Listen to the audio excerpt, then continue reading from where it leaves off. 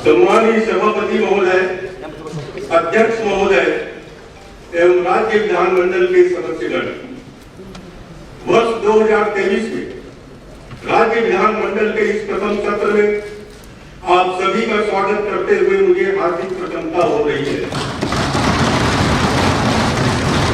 मेरी सरकार छत्रपति शिवाजी महाराज, महात्मा ज्योतिराव फुले, राजर्षि छत्रपति साहू जी, भारत रत्न बाबा साहब अम्बेडकर जैसे और अन्य महान स्वप्नदृष्टा एवं समाज सुधारकों द्वारा अधिकाधिक किए गए उच्च आदर्शों का निरंतर अनुसरण कर रही है। जय जय महाराष्ट्र माझा, गर्जा महाराष्ट्र माझा। मेरी सरकार ने जय जय महाराष्ट्र माझा को राज्य गान के रूप में 19 फरवरी 2023 से स्वीकार किया है, जिससे राज्य गान की हमारी अपेक्षा पूरी हो गई है।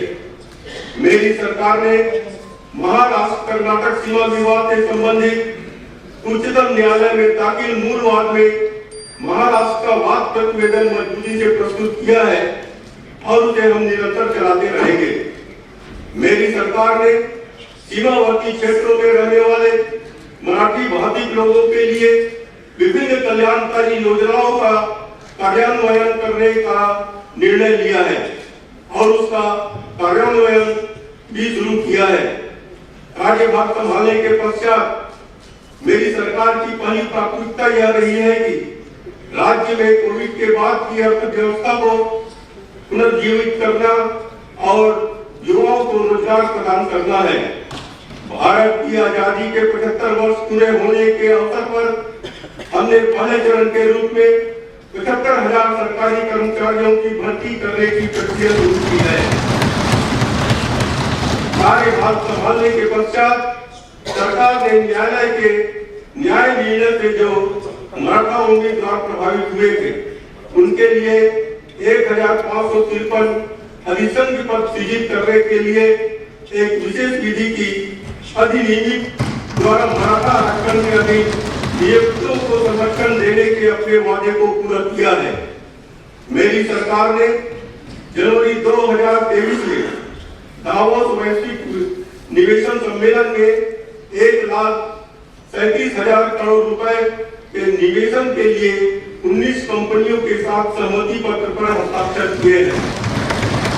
मेरी सरकार ने प्रधानमंत्री कौशल विकास योजना के अधीन 4,85,434 युवाओं तथा 2,81,541 कृषकों के प्रशिक्षण का सफलतापूर्वक आयोजन किया है। मेरी सरकार ने युवाओं को कुशल बनाने तथा रोजगार सृजित करने के लिए गोंदिया और गढ़चिरौली जिले में 2 औद्योगिक प्रशिक्षण संस्थान शुरू किए हैं। 1,000 से अधिक ITI अध्यापकों का प्रशिक्षण देने के लिए आधुनिक संकाय विकास कार्यक्रम शुरू किया है। मेरी सरकार ने स्वतंत्रता सेनानियों और उनके पति पत्नी की पेंशन 10,000 रुपये से बढ़ाकर 20,000 रुपये प्रति महीना देने की घोषणा कर दी है। इससे राज्य के 5,406 स्वतंत्रता सेनानियों को लाभ मिलेगा। मेरी सरकार ने महाराष्ट्र कर्नाटक सीमा विवाद के शहीदों की विधिक वारिसों की पेंशन भी 10,000 रुपये से बढ़ाकर 20,000 रुपये प्रति महीना पूरा कर दी है। मेरी सरकार ने आपातकाल अवधि के दौरान जो लड़े थे उन व्यक्तियों के सम्मान की योजना को पुनः प्रारंभ किया है। इस योजना में कुल 4,448 लाभार्थी को शामिल किया गया है। महाराष्ट्र देश का एक प्रमुख औद्योगिक राज्य है जो भारत के सकल घरेलू उत्पाद में 14.2% का योगदान देता है और भारत की कुल निर्यात के 17.3% की निर्यात के साथ निर्यात में भी अग्रणी रहा है। देश की अर्थव्यवस्था में अपनी अग्रणी स्थिति बनाए रखने के लिए निरंतर प्रयास किए जा रहे हैं। मेरी सरकार वर्ष 2026-27 तक $5 ट्रिलियन की अर्थव्यवस्था प्राप्त करने की सम्मानित प्रधानमंत्री के दृष्टिकोण के साथ संरेखित करने के लिए राज्य की $1 ट्रिलियन की अर्थव्यवस्था प्राप्त करने के लिए वचनबद्ध है।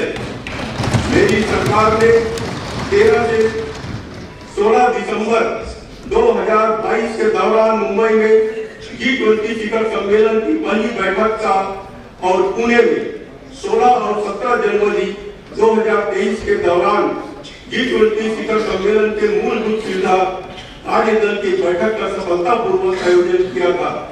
इसमें सहभागी प्रतिनिधियों ने शिखर सम्मेलन की बहुत सराहना की है।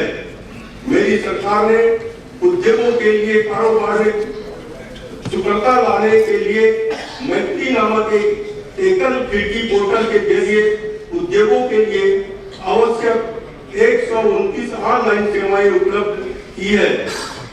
वस्त्र उद्योग को बढ़ावा देने के उद्देश्य से मेरी सरकार नई कपास प्रक्रिया इकाइयों की स्थापना करने और वस्त्र उद्योग में सौर ऊर्जा के उपयोग के साथ रेशम कृषकों को मूल्यवर्धित लाभ प्रदान करने के लिए एकीकृत और स्थायी वस्त्र उद्योग नीति 2023-28 तक बना रही है, जिसमें राज्य में रोजगार के नए अवसर भी सृजित होंगे।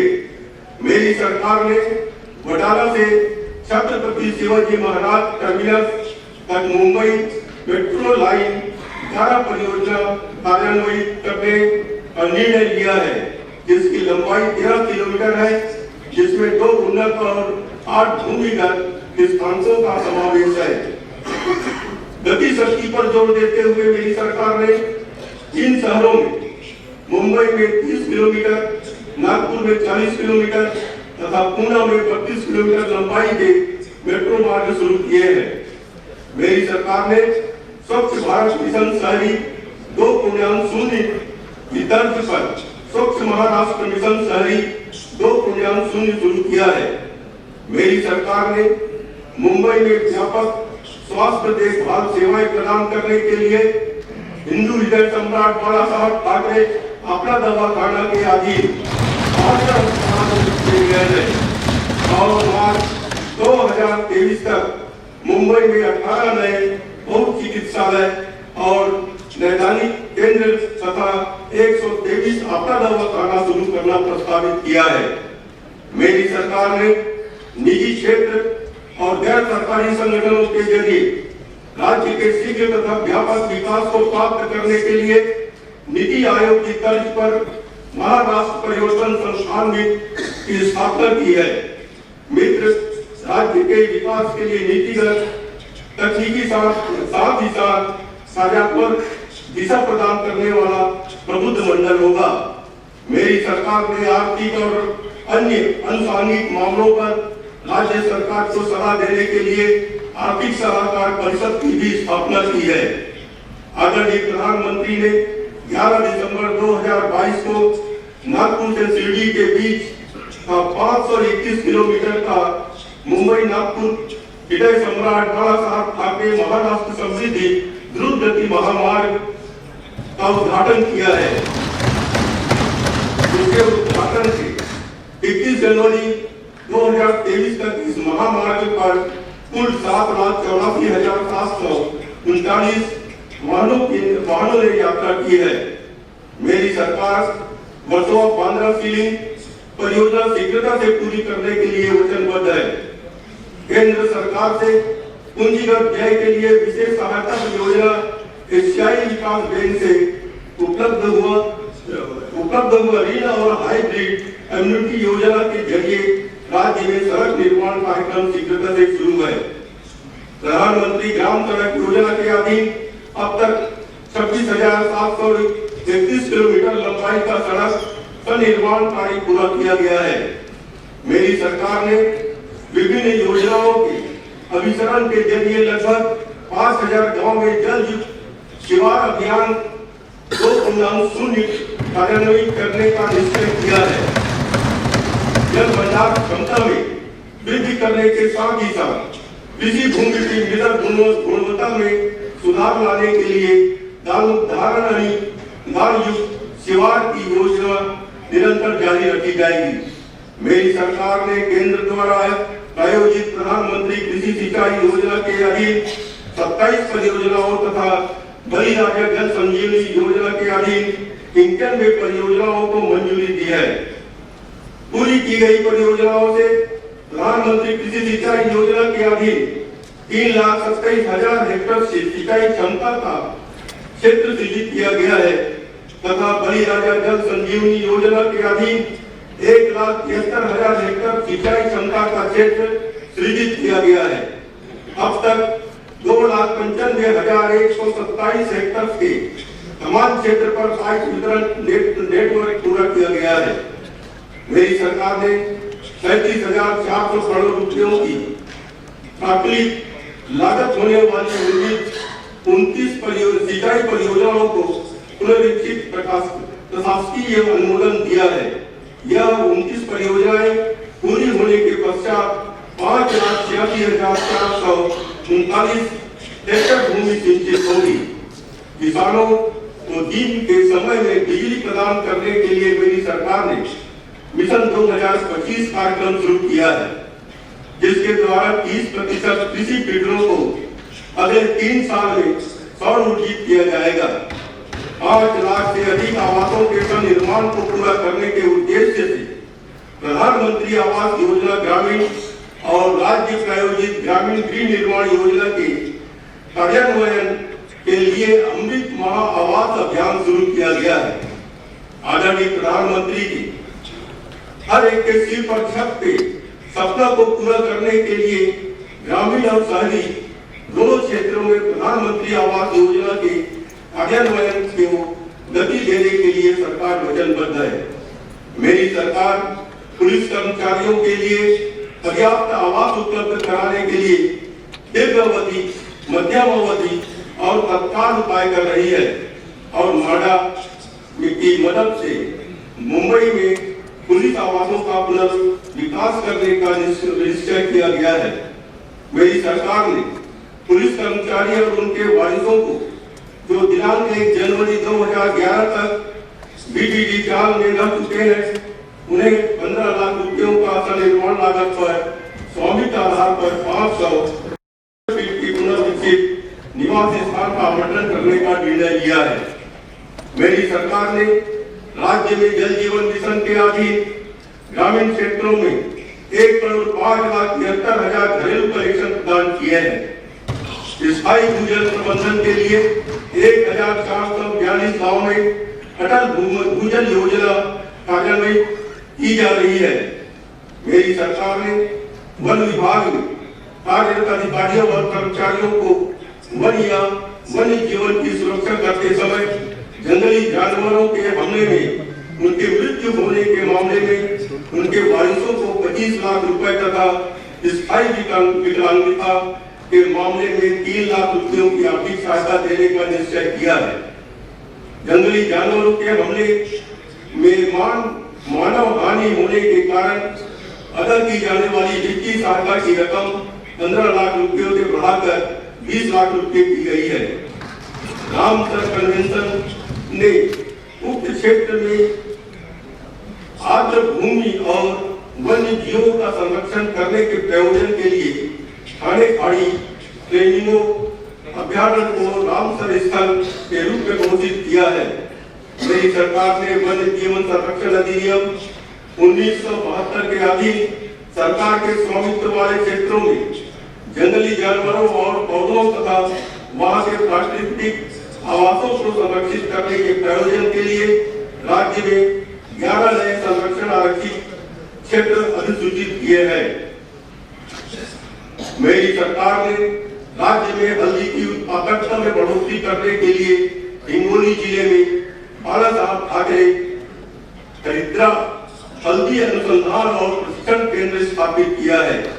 इस केंद्र के लिए 100 करोड़ रुपयों का निधि उपलब्ध किया जाएगा। संयुक्त राष्ट्र ने 2023 को मिलेट अनाज अंतरराष्ट्रीय मिलेट वर्ष के रूप में घोषित किया है।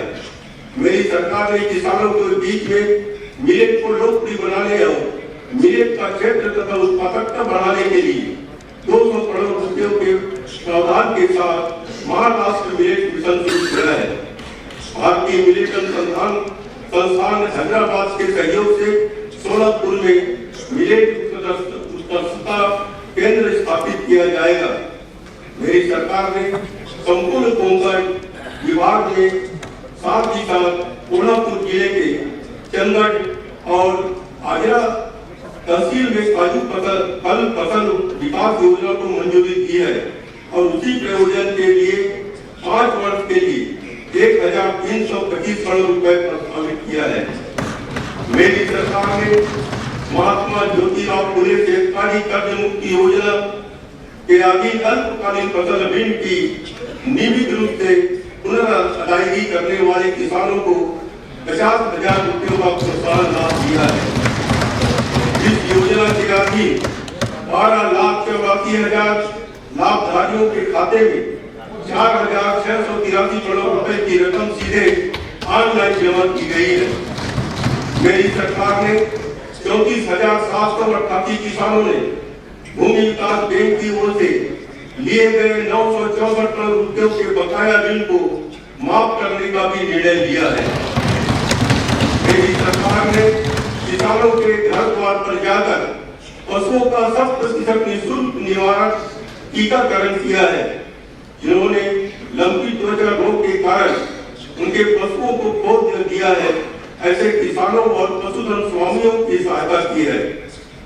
इस महामारी से लड़ने के लिए औषधि, टीका और उपकरणों के लिए प्रति जिले को 3 करोड़ रुपयों का निधि दिया गया है।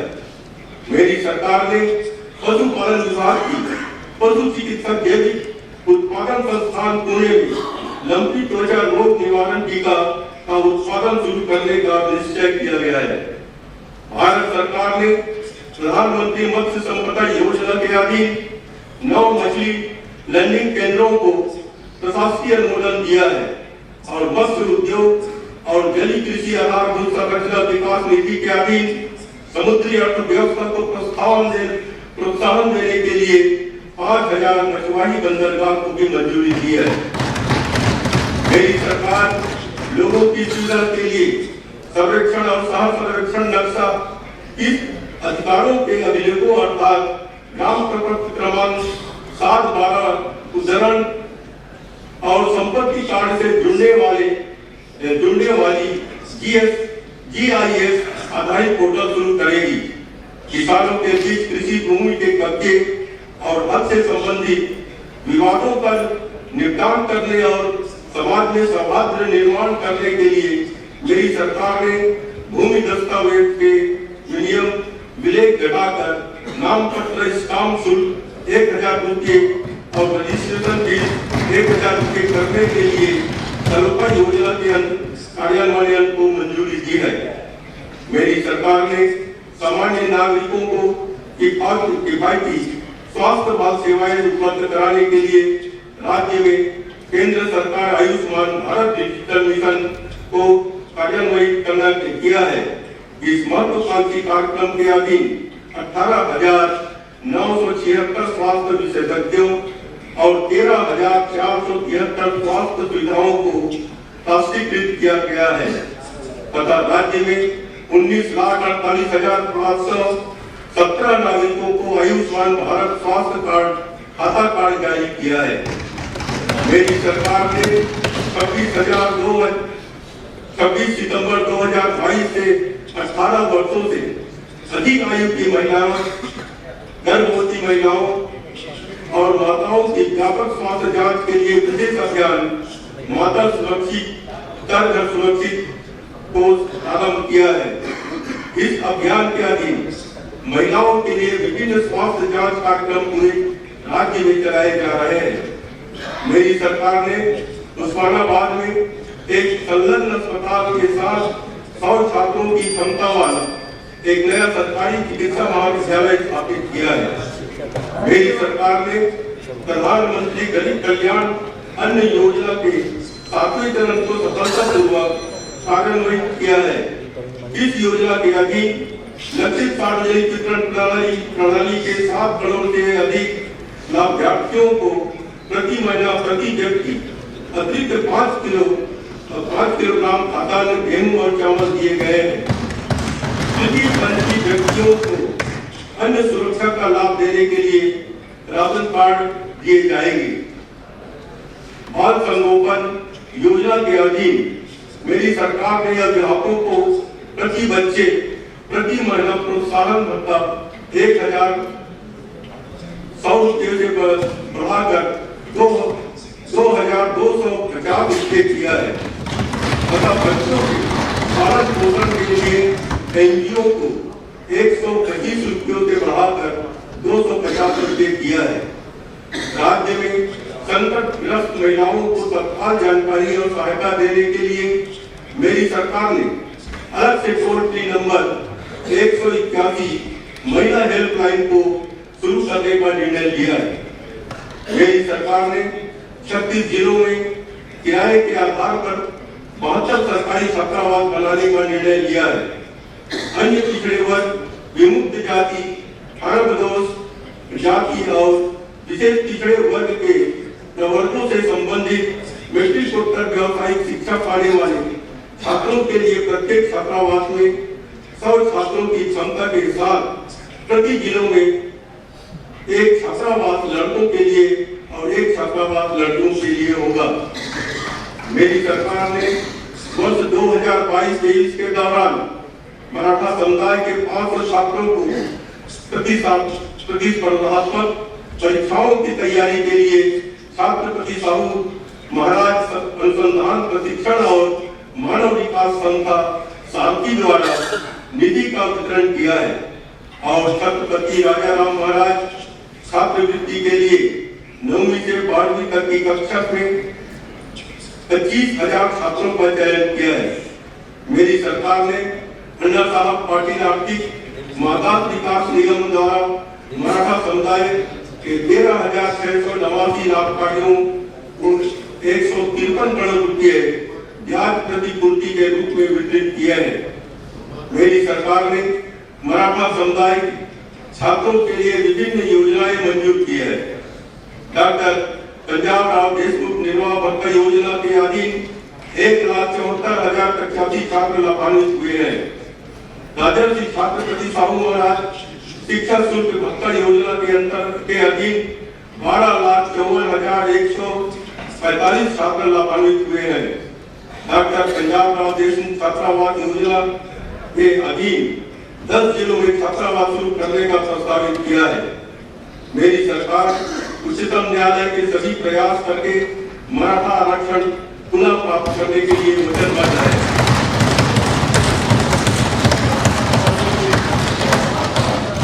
मेरी सरकार ने बीजेएनटी प्रवर्ग के आश्रम महाविद्यालयों के छात्रों की शैक्षणिक गुणवत्ता बढ़ाने के उद्देश्य से और अध्यापकों, प्रधानाचार्यों और छात्रावास अधीक्षकों को प्रशिक्षण देने के लिए राज्य में निपुण भारत योजना शुरू की है। दिव्यांगों के विशेष जरूरतों को पूरा करने के उद्देश्य से स्वतंत्र दिव्यांग विभाग का निर्माण किया गया है। राज्य में भारी वर्षा और बाढ़ के कारण जनजीवन, मवेशियों, कृषि फसलों, घरों और सार्वजनिक संपत्तियों को हुए नुकसान के लिए मेरी सरकार ने उन व्यक्तियों को राज्य आपदा उत्तरकारी निधि के मापदंडों को दुगनी दर पर वित्तीय सहायता प्रदान की है। राज्य सरकार ने प्रभावित व्यक्तियों को 7,312 करोड़ रुपयों का निधि दिया है। मेरी सरकार ने अनुसूचित जनजाति को आवास प्रदान करने के लिए राज्य में सभी आदिवासी घर कुल योजना का कार्यान्वयन किया है। वित्तीय वर्ष 2022-23 के लिए योजना के अधीन 24,075 आवासों का निर्माण किया जाएगा तथा उनके लिए आवश्यक संपूर्ण निधि दिया जाएगा। मेरी सरकार ने 121 आश्रम विद्यालयों को आदर्श आश्रम विद्यालयों के रूप में घोषित किया है और इन विद्यालयों में डिजिटल कक्षाएं, आभासी कक्षाएं, कंप्यूटर लैब शुरू किए जाएंगे। मेरी सरकार ने केंद्र सरकार द्वारा प्रायोजित न्यायपालिका के लिए संगठन सुविधाओं का विकास योजना के अधीन वर्ष 2022-23 में 18 न्यायालय भवनों का निर्माण कार्य के लिए लगभग 772 करोड़ रुपए तथा न्यायाधीशों के लिए 23 आवासीय क्वार्टरों के लिए लगभग 10 करोड़ रुपयों तक का प्रशासकीय अनुमोदन मंजूर किया है। मेरी सरकार ने ठाणे जिले में बेलापुर, नवी मुंबई में एक नए परिवार न्यायालय को स्थापित करने के लिए प्रशासकीय अनुमोदन को मंजूरी दी है। मेरी सरकार ने छत्रपति शिवाजी महाराज के प्रेरक जीवन से नई पीढ़ी को परिचित करने के लिए विरासती किलों के संवर्धन और संरक्षण को प्राथमिकता दी है। भारत की स्वतंत्रता के 75 वर्ष के अवसर पर मेरी सरकार आजादी का अमृत महोत्सव के अधीन 15 अगस्त 2023 तक कई विशेष घटनाओं, गतिविधियों, योजनाओं और विभिन्न कार्यक्रमों का आयोजन कर रही है। उक्त प्रायोजन के लिए तैयार की गई वेबसाइट पर 1,75,000 से अधिक कार्यक्रम और गतिविधियों का रजिस्ट्रीकरण किया गया है। मेरी सरकार मराठवाड़ा मुक्ति दिन के 75 वर्ष पूरे होने के अवसर पर 17 दिसंबर 2022 से 17 सितंबर 2023 तक मराठवाड़ा मुक्ति दिन अमृत महोत्सवी वर्ष के रूप में मना रही है। मेरी सरकार मराठवाड़ा विभाग के 8 जिलों में विभिन्न कार्यक्रमों का आयोजन कर रही है। मेरी सरकार ने महात्मा गांधी राष्ट्रीय ग्रामीण रोजगार गारंटी योजना के साथ विभिन्न विभागीय योजनाओं का अभिसरण के जरिए सुविधा संपन्न कुटुंब मिशन और सर्वांगीण ग्राम समृद्धि योजना के कार्यान्वयन को मंजूरी दी है। मेरी सरकार ने महात्मा गांधी राष्ट्रीय ग्रामीण रोजगार गारंटी योजना के अधीन सिंचाई कुओं के लिए लागत सीमा को 3 लाख रुपयों से बढ़ाकर 4 लाख रुपये तक कर दी गई है। सरकार महात्मा गांधी राष्ट्रीय ग्रामीण रोजगार गारंटी योजना के अधीन अमृत महोत्सवी फल वृक्षारोपण और पुष्प वृक्षारोपण कार्यक्रम के पुनर्गठन में छोटे किसानों को सम्मिलित किया है। इस कार्यक्रम के अधीन केले, ड्रैगन फ्रूट, एवोकाडो, अंगूर, सोनचापा, लौंग, दालचीनी, काली मिर्च और जायफल जैसी अतिरिक्त फसलों को नए सिरे से शामिल किया गया है। मेरी सरकार ने सरकारी मान्यता प्राप्त सार्वजनिक पुस्तकालयों को ग्राह्य आर्थिक सहायता में वर्ष 2022-23 से 60% तक वृद्धि की है। राष्ट्रीय शिक्षा नीति 2020 के अनुसार इंजीनियरिंग उपाधि और डिप्लोमा के छात्रों को मराठी और अंग्रेजी इन दोनों माध्यम से अभ्यासक्रम की पढ़ाई करने का विकल्प दिया गया है। इस प्रयोजन के लिए शिक्षा सामग्री मराठी में उपलब्ध की गई है। भारत रत्न लता हीरानाथ मंगेशकर अंतरराष्ट्रीय संगीत महाविद्यालय की ओर से विभिन्न संगीत पाठ्यक्रम शुरू किए गए हैं।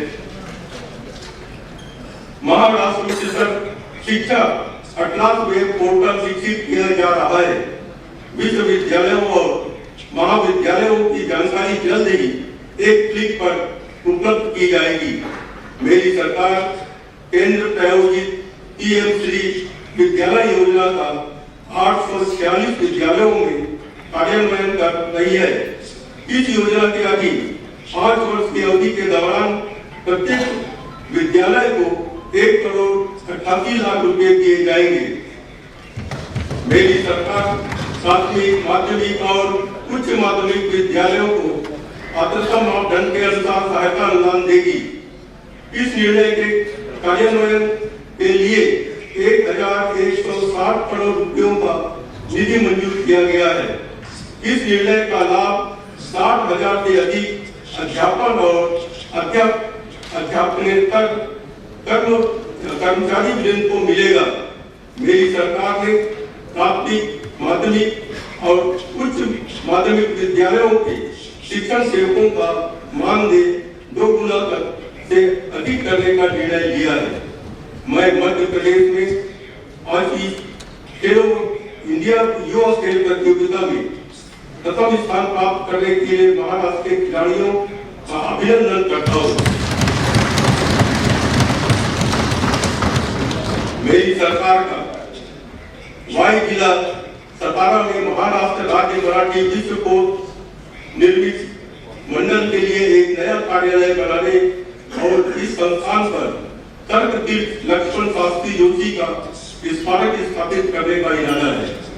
मेरी सरकार ने मराठी भाषा भवन चेन्नई रोड मुंबई में मराठी भाषा विभाग के अधीन आने वाली 4 क्षेत्रीय कार्यालयों को एक छत के नीचे लाने का निर्णय लिया है। वैश्विक स्तर पर मराठी भाषा का प्रचार प्रसार करने और उसे लोकप्रिय बनाने के उद्देश्य से मेरी सरकार ने मुंबई में पहली बार 4 जनवरी से 6 जनवरी 2023 तक मराठी तिथुका मेलवावा विश्व मराठी सम्मेलन का आयोजन किया था। प्रत्येक वर्ष ऐसे कार्यक्रमों को आयोजित करने का मेरी सरकार का इरादा है। सम्मानित सदस्यों, इस सत्र में नए वित्तीय वर्ष के लिए बजट प्रस्तावों, विनियोग विधायकों और अन्य विधि विधान आपके विचार रखे जाएंगे। मुझे यह विश्वास है कि सम्मानित सदस्य सम्मिलित होंगे और महाराष्ट्र को अधिक समृद्धि की ओर ले जाने वाले इन प्रस्तावों पर अपने उचित विचार विमर्शों को प्रदर्शित करेंगे। मैं फिर से एक बार आप सभी को मेरी हार्दिक शुभकामनाएं देता हूँ। जय हिंद, जय महाराष्ट्र।